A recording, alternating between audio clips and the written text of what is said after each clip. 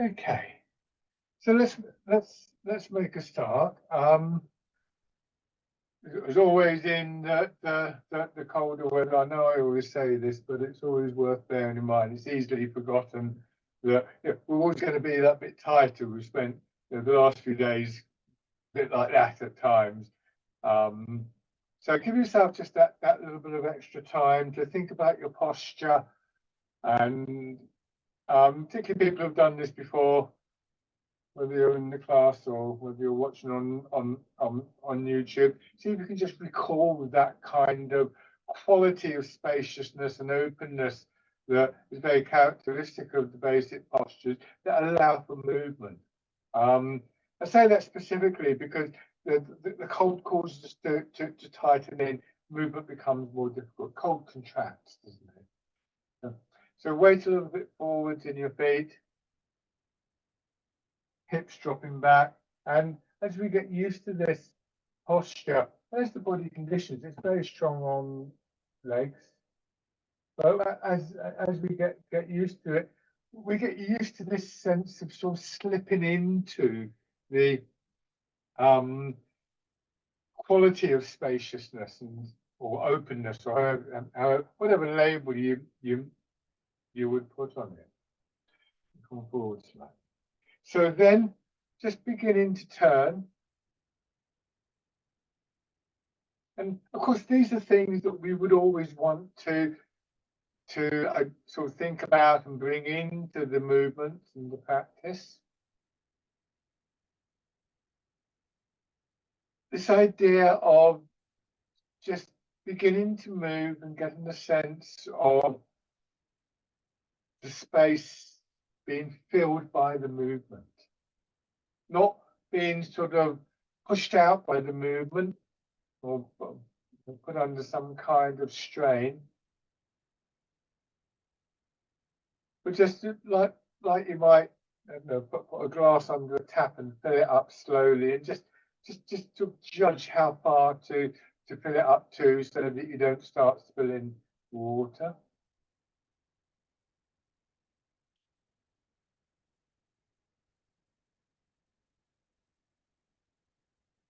And we learn to do that and sort of touch the sides of that space.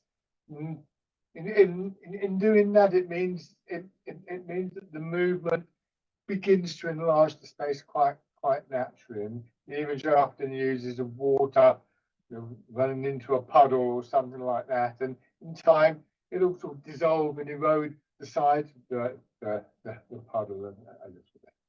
This is always a good way to start movement, I think, regardless of temperature and whatever else is going on, so that we just get used to just sort of making that judgment about how far is appropriate to move.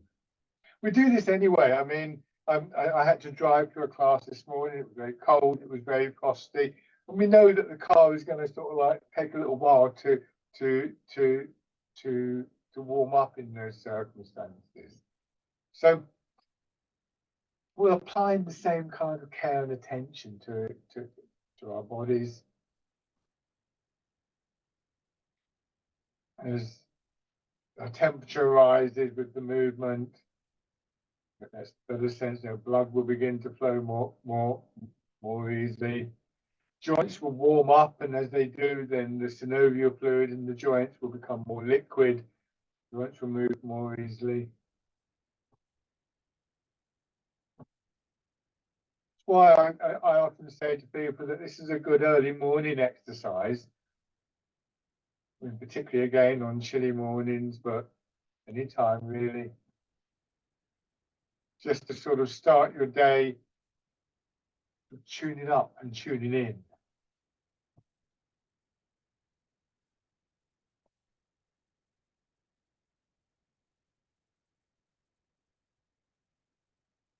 As you do this, focusing on aspects of the posture, hips hanging back, softening in your knees, fluidity of the movement, and so on. Something that often starts to come through is the sense of rhythm. in the movement.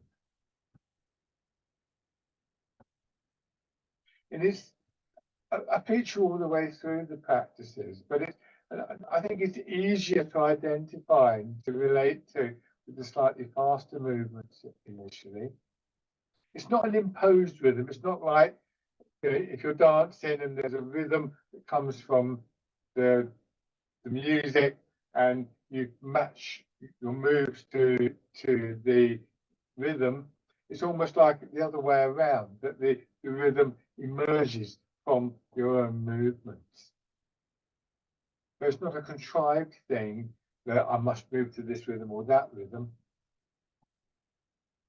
but rather something that is very natural for the body. Some modern dancers will tell you that our bodies have a natural pulse, natural rhythm that they will move to, and I think that's quite true. That you know, if you walk down the road, you kind of get into a particular rhythmic step, and so on and so forth. And as we start to become aware of that, then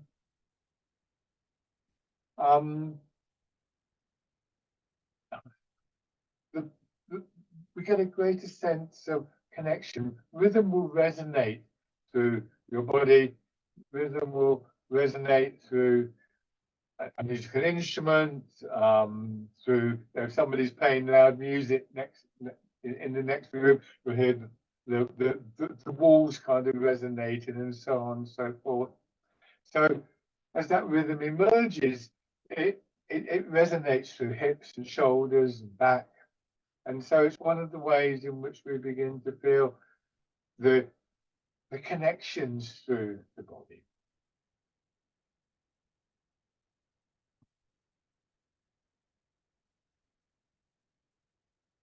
And I've mentioned before, and just to repeat, really, if you can do this and think about your arms for a few moments and try to actively soften the big muscles of your arms, biceps, triceps, the radial muscle.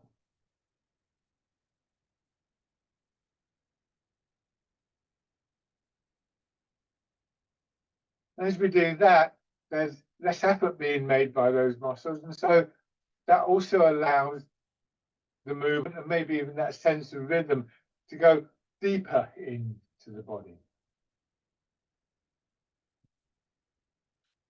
And I'd say to try and identify that aspect with your arms, because they're the one part of your body that aren't actually weight bearing.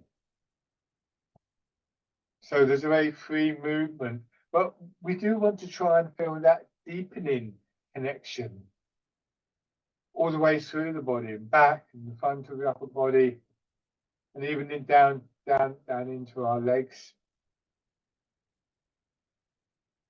And obviously, particularly if you're new to this, then that's also going to take a bit of time, because those big muscles have to condition to the postures and the movements.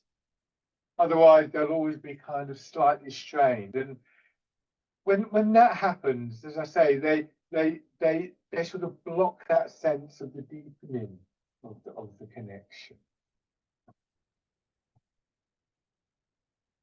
So there's many things about these initial exercises, the faster ones that we do, that can help us to become aware of qualities and processes that we want to bring into the slower movements. And another one is the momentum that builds up. The momentum is just an aspect of movement, an aspect of energy.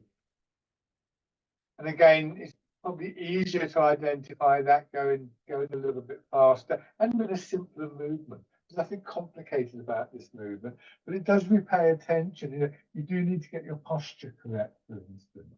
You can begin to feel that as you turn in one direction, so I turn this way, on the opposite side of my body, there's an extension, and then that quite naturally contracts. And it's the muscles, the tendons, the ligaments, and other soft tissue of the body that all begin to extend. And so the contraction is potentially quite a powerful one. And so we will always find this in the movements, in the slower exercises, that as you make one movement, you're also priming the body for the next movement.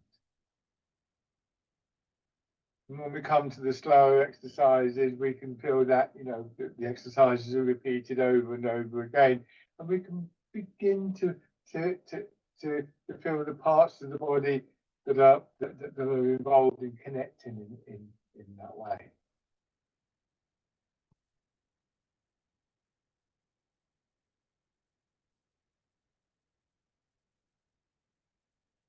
So it's nice to be able to recognize these details. And it's good when we recognize them, when we can start to bring them in to the slower movements. But as always, these are aspirations. These are things that we're wanting to achieve, that we start to get glimpses of. I doubt there's anybody who really maintains them for the whole time of their practice. But that doesn't devalue them, because part of the value is that we start to bring our attention to these very subtle aspects of the art. And so, along with the sort of, if you like, deepening of the movements, there's also a deepening of this quiet calmness, the stillness that is such a feature of these arts.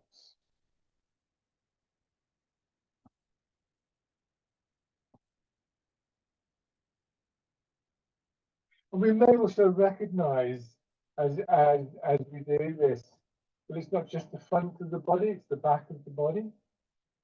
We tend to be very front orientated, because that's the direction we're looking in. We're trying to get an all-round sense of our body.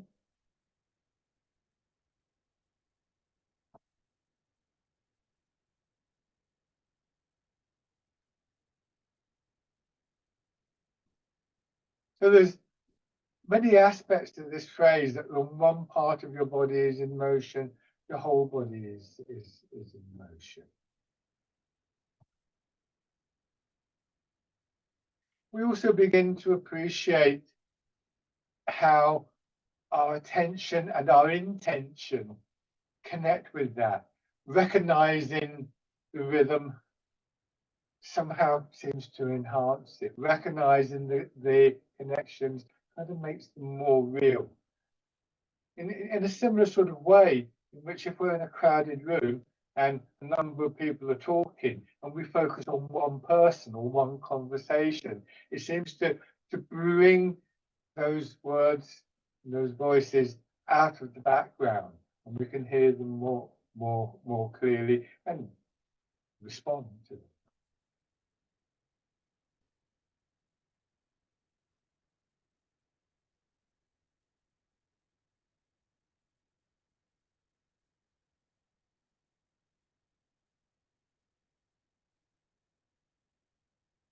Raising your arms a little.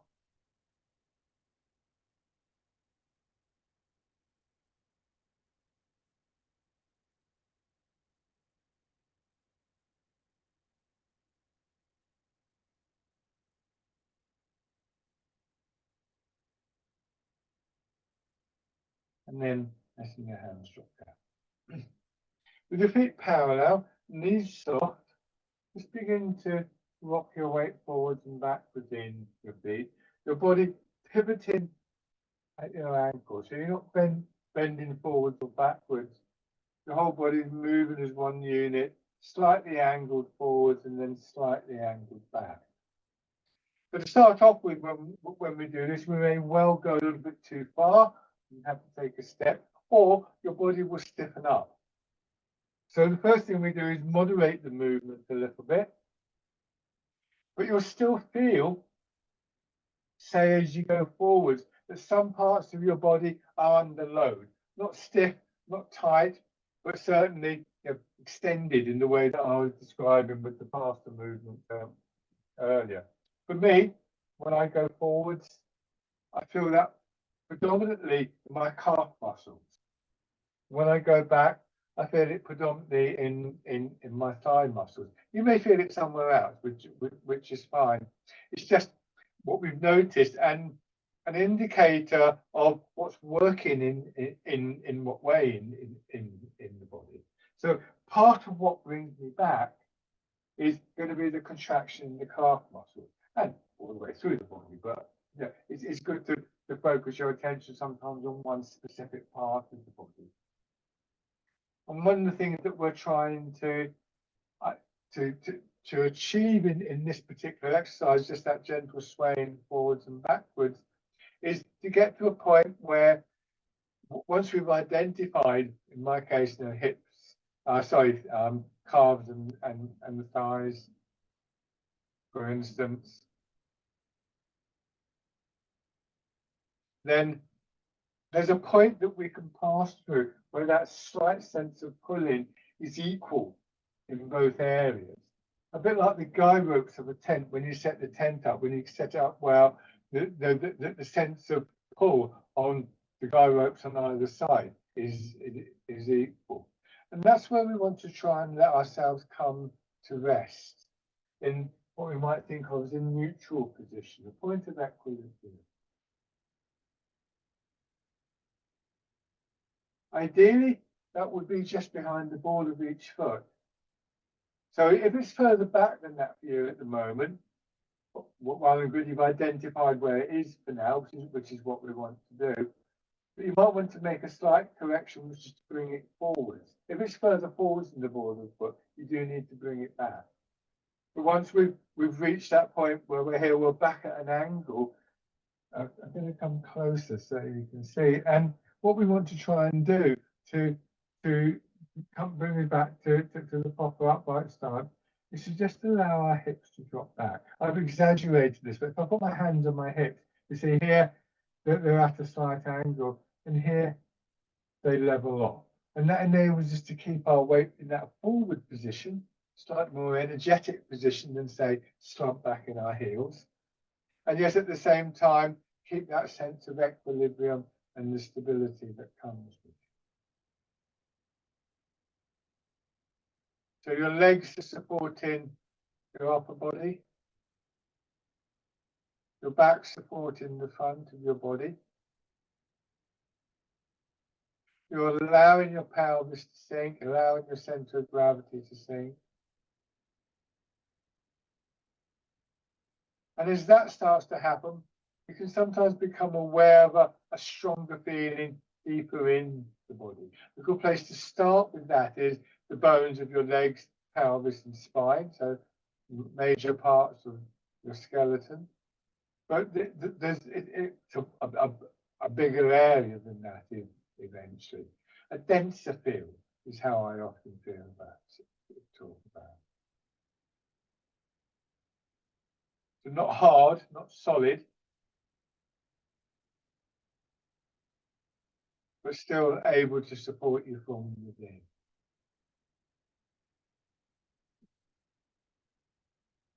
Letting your hips drop back a little bit more. And push up. And as your hips drop back, there'll be a slight adjustment in the pelvis. Otherwise, this will happen. Your hips will go back and you'll fall backwards. So the pelvis just very gently tucks under. This is something that we allow the pelvis to do rather than try and make it do. It's a very fine motor movement involving certain muscles and nervous system in and around lower back, hips, buttocks, and pelvis. And so as we push up and sink down, we're just gently working those functions. And they're key functions for stability and mobility. So having sunk the weight, rooted down, and hopefully discovered through that there's less need to stiffen up because we feel supported. We then start to do this exercise that works this part of the body that is so key to stability and to maintaining stability as we move around. Again, if the pelvis does nothing, I instantly kind of fall over.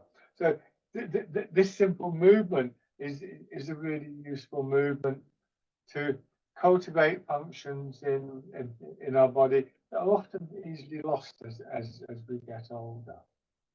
And bring your hands around as though you're cradling a ball. And that movement of expansion and contraction means you can lift the ball and press down.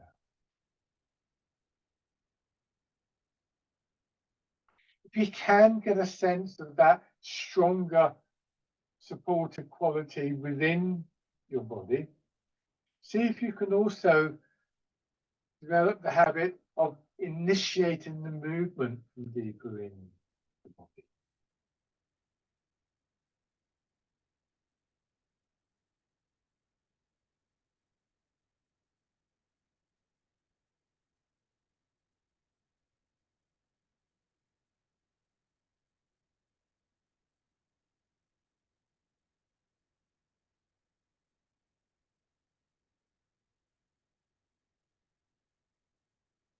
Feeling again, if you can, the rhythm of the movement, the flow of the energy.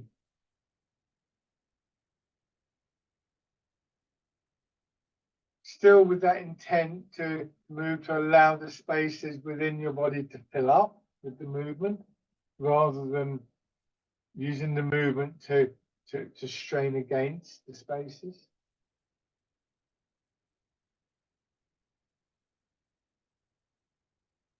And then turning your hands out.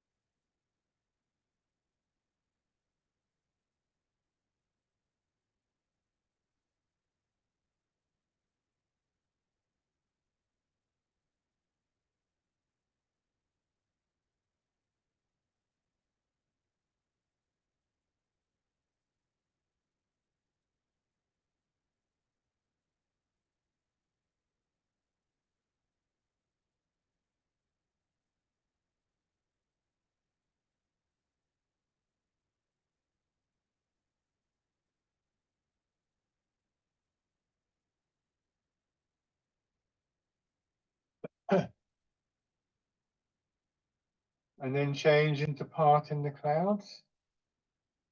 For me, that the name part in the clouds and the image associated with it really implies that quality of spaciousness, of opening. But as with all the images, it's very much a personal response. Not every image is going to be meaningful to you. Sometimes we might make use of an image and then gradually it fades away and we move on to something else. Sometimes we might not get an image, but sometime later, maybe a few months later or whatever, we suddenly appreciate it better. It doesn't mean that you're somehow failing if you don't get a particular image.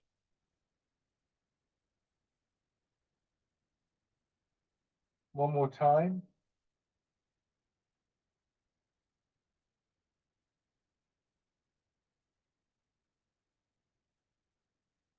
And then changing dragon plucks the stars from the sky.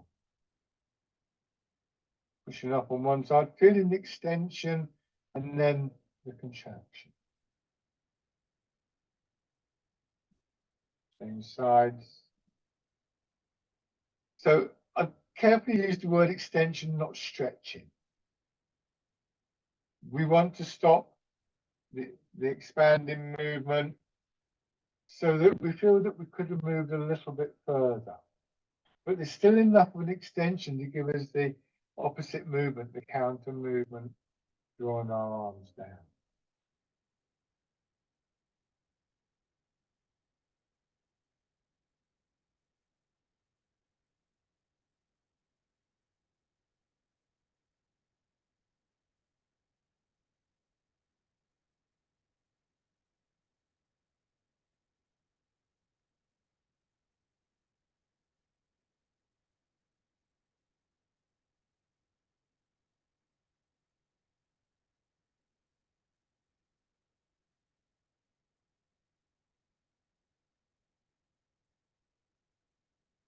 One more time. And before we go into the full exercise for the next one, just bring your hands to sides and just doing the first and the last part of the movement.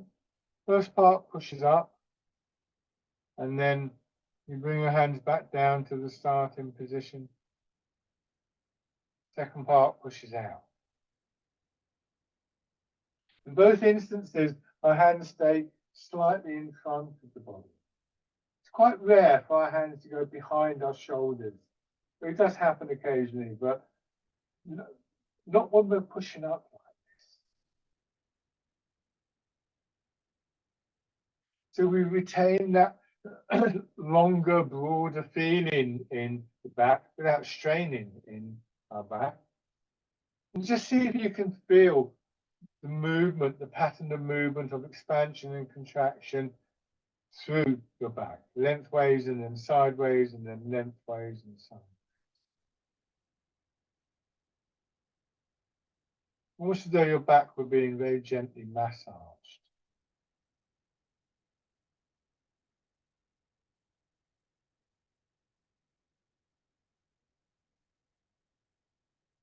And when we had middle stage, as you push your hands out and you turn, and you shouldn't lose that feeling in your back. So what we don't want to do, for instance, is push our hands out and twist our shoulders around, because that will tighten the back. The movement is very much from the hips, maybe a little bit of extra movement progressing up through your body, and then finishing with the sideways push. So if we turn, I don't know, let's say a couple of centimeters in our hips, probably not that much, but whatever, then it may be that we realize that we're turning maybe 3 centimeters in our waist and maybe 4 by the time it gets to the ribs, something like that. But at no point is there a sense of straining. So between those points, and I just used them a bit arbitrarily, hips, waist, ribs, there shouldn't be a feeling of tension, of stiffening building up.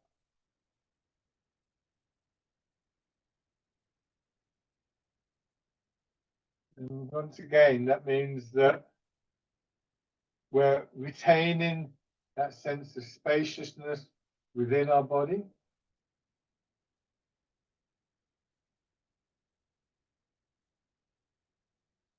With experience, what you may find is that as you do, say, a turn or in any particular movement, really, if you can manage to get an extra sense of just releasing in your knees and your hips, sometimes, by no means always, but sometimes you'll get just a little bit more movement.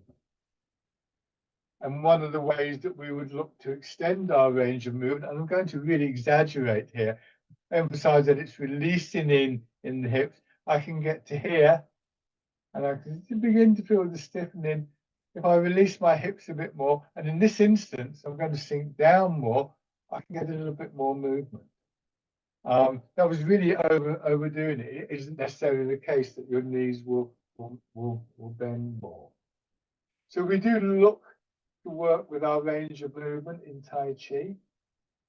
We're interested in small movements, not because we don't want to move more, but because we build the movements up from small to large. Through this process of releasing.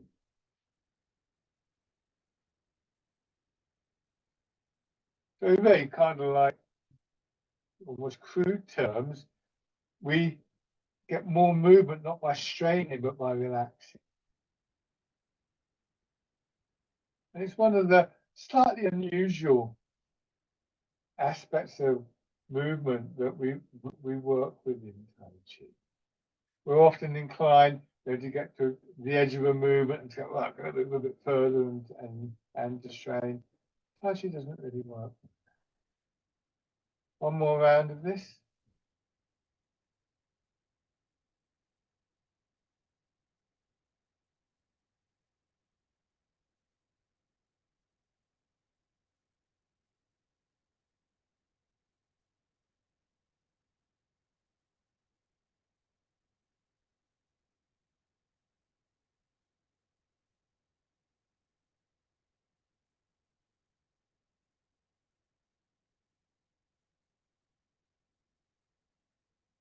And then changing.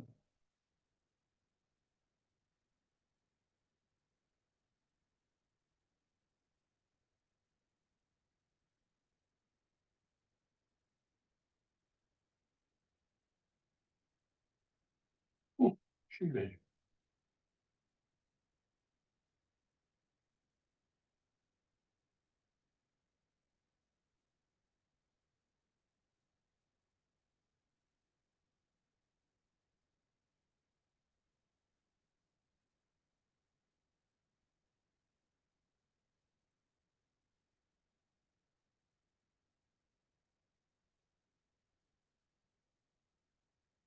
And then if it's comfortable, you turn.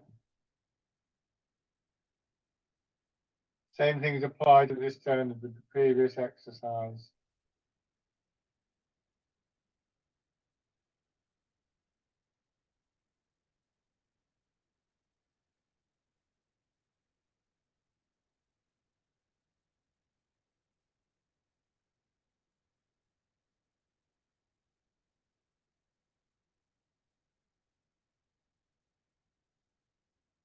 And then switch sides.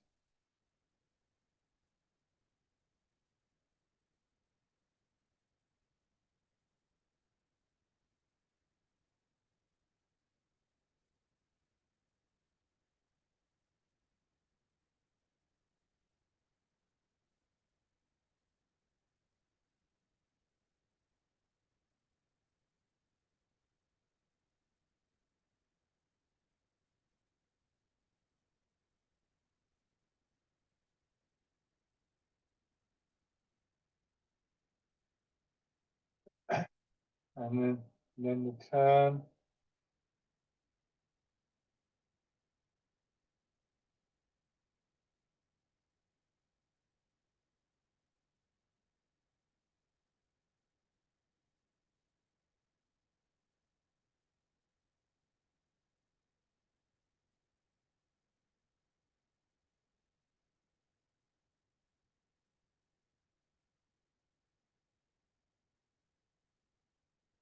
Now, sink down, push up, and this time, as you go down again, deliberately push your hip back. So now we're deliberately tilting the pelvis, and we find that that brings our head forwards, but we're still quite stable. So our hips have gone back, our center of gravity has dropped down, and then to come to the upright position, letting the hips drop, feeling the head floating up and pushing up. As we do this, because our hips are going back and our head is going forwards, there's a very gentle lengthening to our spine. It's as though the spaces between the vertebrae all expand just a little bit. And then we bring our arms into the movement, our arms following, and that gentle expansion extending through shoulders, arms, and into our fingers. Just rowing a boat in the middle of the lake.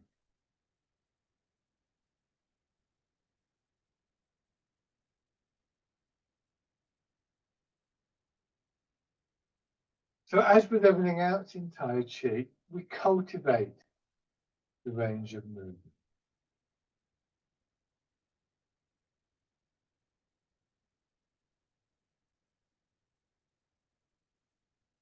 You think of a plant growing out of its seed,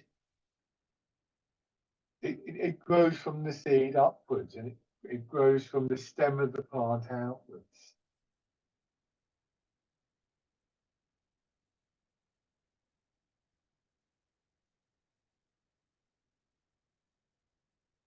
And then change into the movement, polishing the table.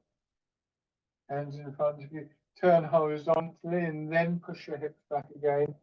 Turn, sweep your hands around in a smooth circle with that same sense of extending outwards and contracting in. I sometimes find when I'm doing this that not only do I get a sensation of almost lengthening through my fingers, but as my hands get pushed forwards, it's as though my fingers just spread out a little bit more. Feel it in my fingers and the palms of my hands.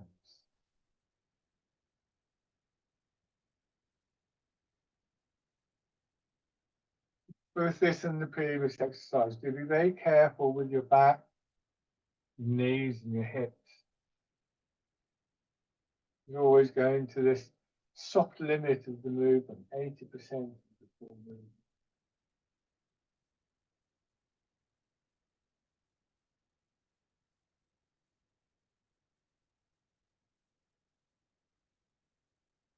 One more in each direction.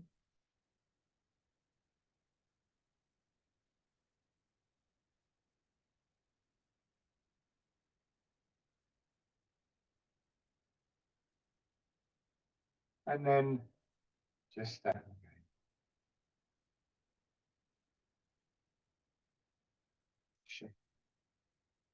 So this is where the idea comes from that the small movements are better than big movements.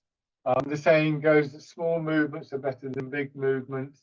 No movements are better than small movements. The no movement is actually the intent. The intent to move, we have an idea of the movement. We want to do this movement or that movement, do this with our arms, this with our weight. The small movements are the small changes within the body, and you can see how that works right down to a cellular level within the muscle cells. There are these, I can't remember what they're called. I had the name a minute ago. But anyway, there are these little sort of proteins that slide, and they're sub-microscopic. I think you can only see them with an electron microscope. So they're tiny, tiny, tiny movements that they make, but there's millions of them. I don't know how many. And when those movements all happen at once, we get the bigger movements. So this is how all movement happens in the body. It always starts physiologically with some kind of small change, and that small change is multiplied, and through that we get the bigger movements.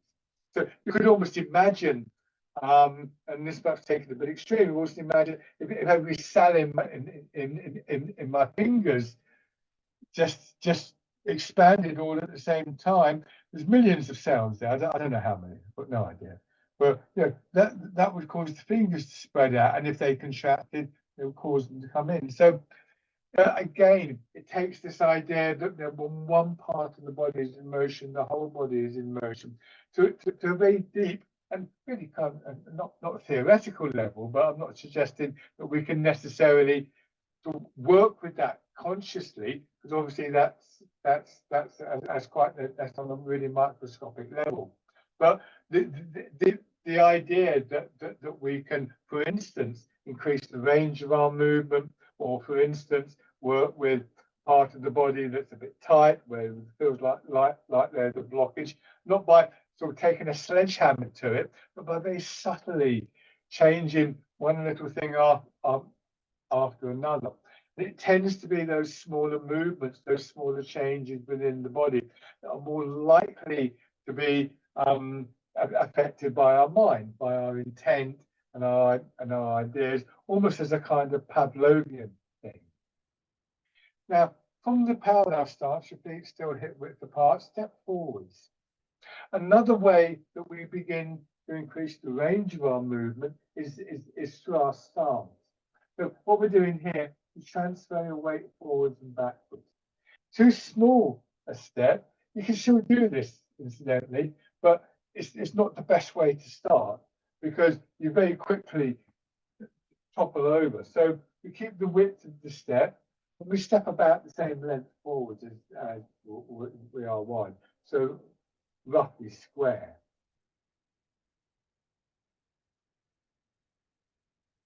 So this is the foundation on which we base the movement. I go to here. I don't want to be right out here because then I start to strain. Think about this exercise that we did at the beginning when we were swaying forwards and backwards. We didn't want to overshoot the feet. But if you feel that you want more movement, and there's always going to be limits to this, think about this posture from the side. And it's a triangular posture. It's right angle triangle. When I'm here, I've got a vertical arm, a horizontal arm, and a diagonal arm to the triangle. And we know that there's a mathematical formula that links the length of those sides. So one thing that I might be able to, if I can release a bit more, and especially if I can drop my hips a little bit more, I can get a slightly longer step. There are always going to be limits to this, but we increase the range of movement with this exercise and later with the arm movements associated with the transfer of the weight, not by standing here and kind of go, well, I'm going to strain, but again, through that process of softening, releasing, relaxing.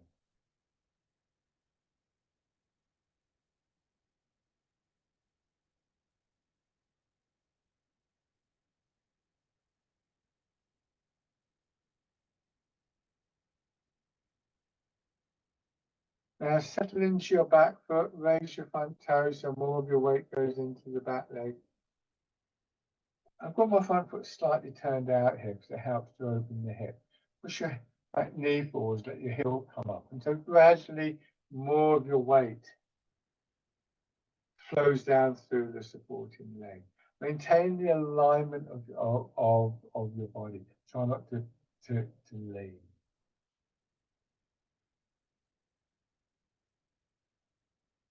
And then just bring the empty foot in and push back. Planting the foot. So we want to be very particular about where we place the foot, where we plant the foot.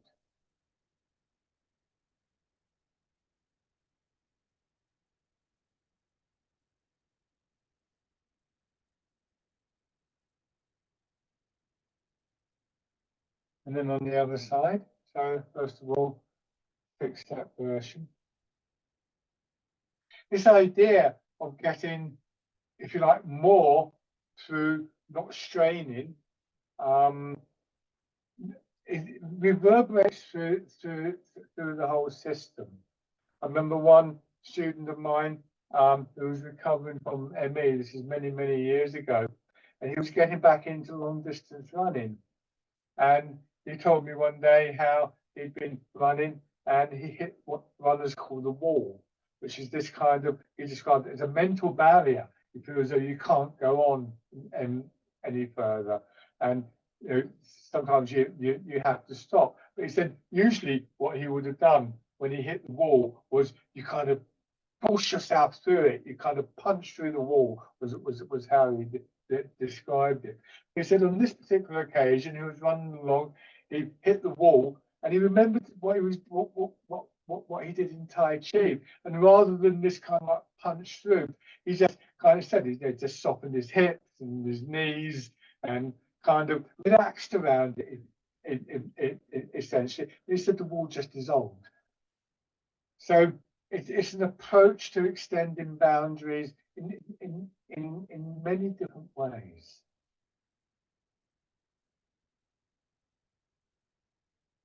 Raising your toes and your hips. So this yielding quality that we employ in Tai Chi, yielding to the pull of gravity, yielding to whatever forces are pushing into us and onto us. Actually, is a almost, you could almost describe it as a strategy, a technique to overcome a more powerful force. And it's certainly one of the key elements that we used in the martial aspect of Tai Chi. Stepping in, it has many applications, I think, beyond simply fighting.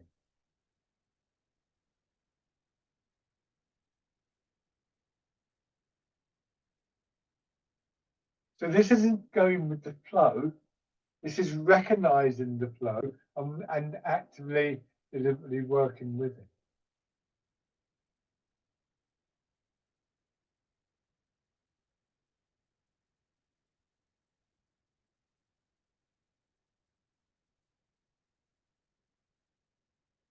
And then take a few steps through, either forwards or backwards.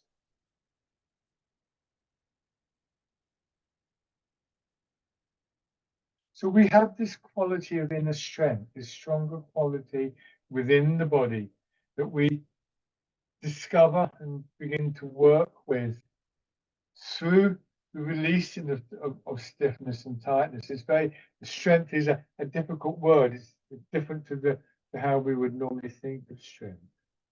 Change direction. And then we also have that approach of softening, releasing to, in some cases, dissolve the barrier.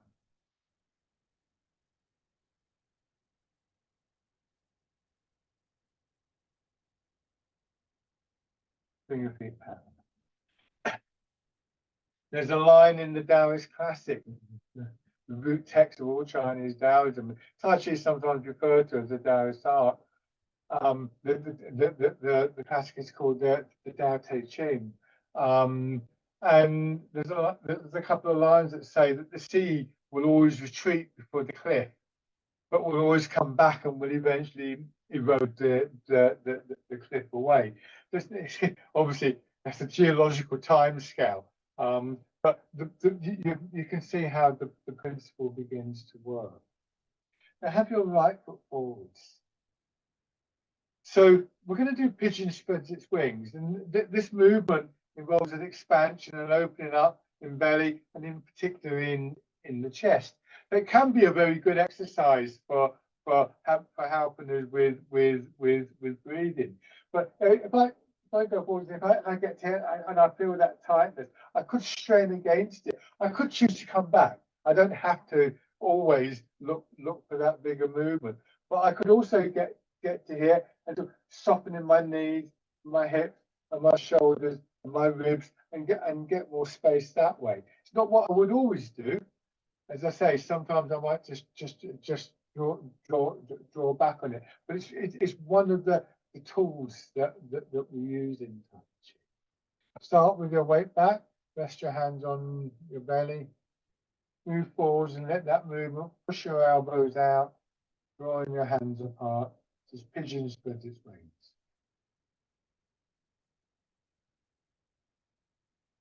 Feeling the alternating expansion and contraction through your chest and your upper back.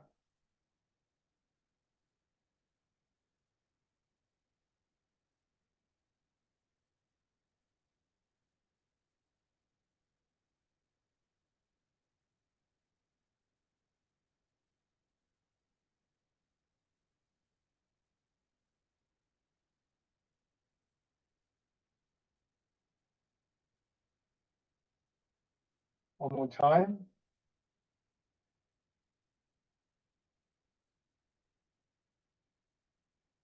And then as your hands drop down and fisherman cast the net. Sinking down into the front leg, just allowing your arms to swing through gently. So it feels like, I'm not saying this is what we do. It feels like I get to here, and then I sink down more to allow the arms to extend out more. It doesn't necessarily involve more bending of the knees. You may get a little bit lower physically, but it's more about that internal feeling of releasing.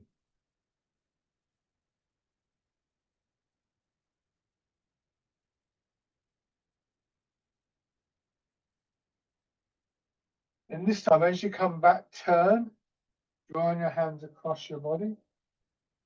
Other than that, it's the same movement at the moment. Noting that gentle curving down and upwards. And this time, as your hands swing up, encourage them to come up a little bit higher and then back down. And then the same thing on the back. So you end up drawing your hands around in a figure of 8.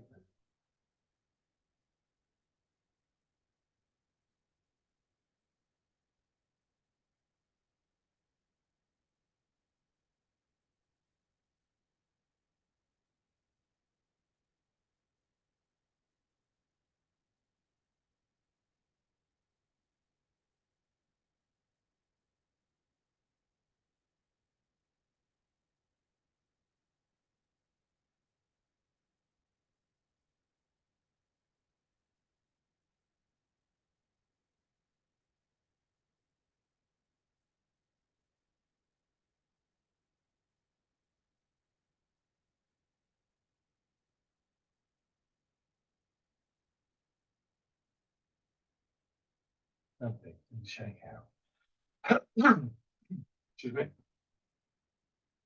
Have your other foot forwards, your left foot forwards, and starting with pigeon spread its wings.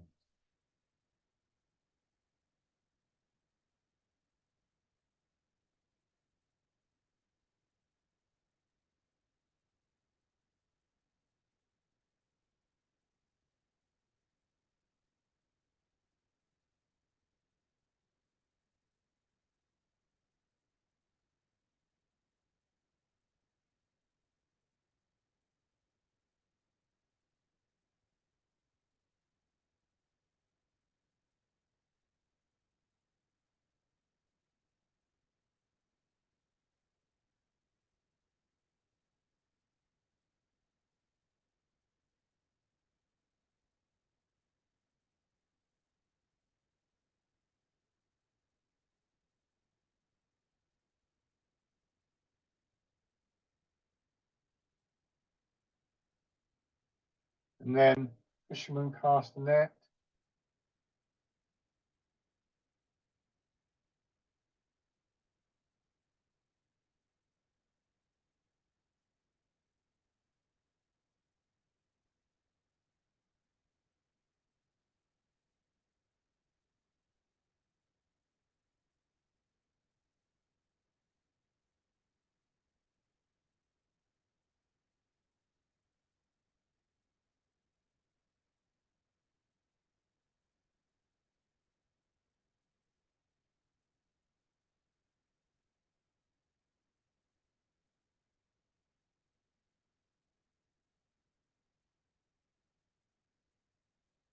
And then turn in.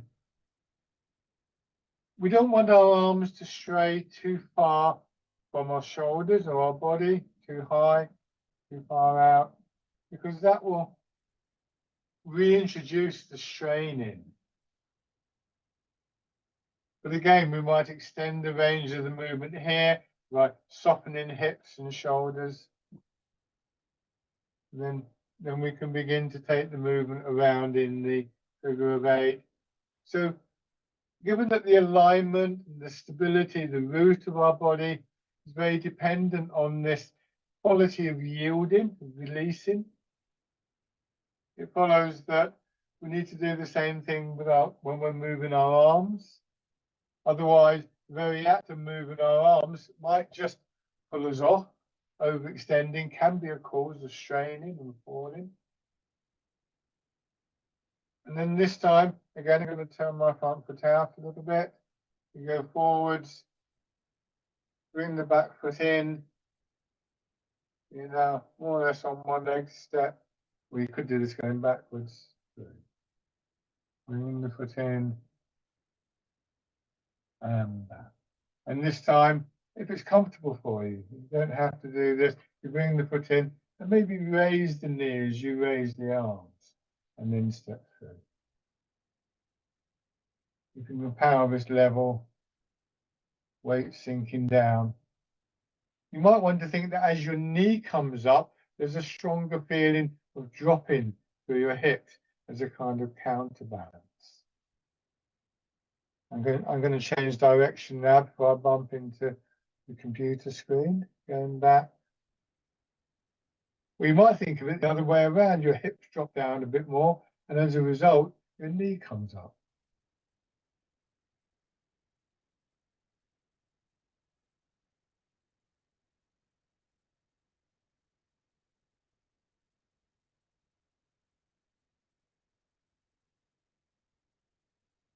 One more time, if you've got space.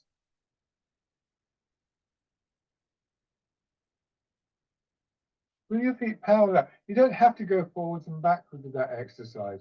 You could, in the same way, go from side to side.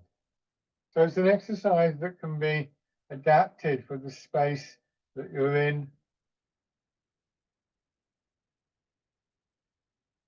Or I could, for example, go diagonal, or maybe like a zigzag route.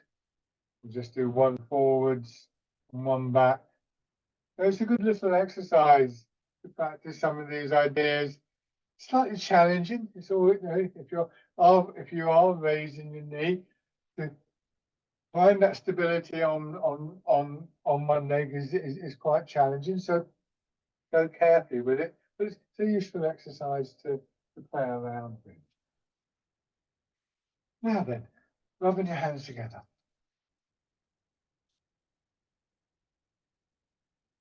Tapping over your face.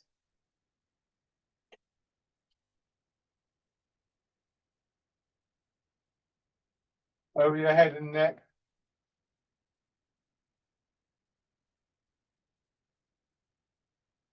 And shoulder. Arm. The other side. Finish your back. Around your hips.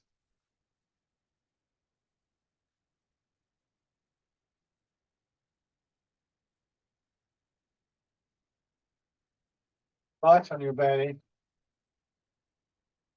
And onto the upper part of your chest. Shake. Coming back to the parallel stance and embrace tiger, return to mountain. Again, I would emphasize that these things that I've been talking about are aspirational. We get glimpses of them. I doubt that anybody ever remains in them the whole time. But I remember a quote from a great teacher called T.T. Liang. Somebody must have said to him how he always looked very balanced and graceful. He denied this. He said, I lose balance all the time. I just get it back all the time. You know, so if we do this and we're a little bit shaky, we could just flail around and hope that we can remain upright, or we could just maybe try this. And suddenly I'm more stable. That's a problem for you. Hold on to a wall and just play with the idea a little bit. And that process of releasing, the Chinese term song, yielding, however you think about it, is really encapsulated in this final exercise. Embrace tiger, return to the mountain. Sink down, and even as you push up, you can feel the pull of gravity on your hips. And before that becomes a struggle, start to feel your body beginning to draw inwards and downwards.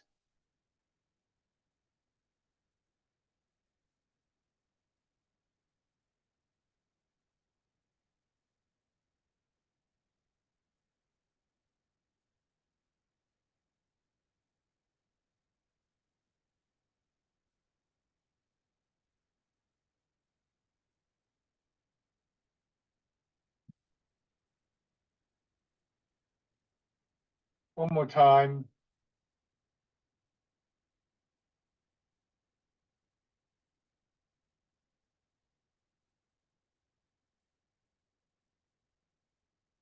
And stand.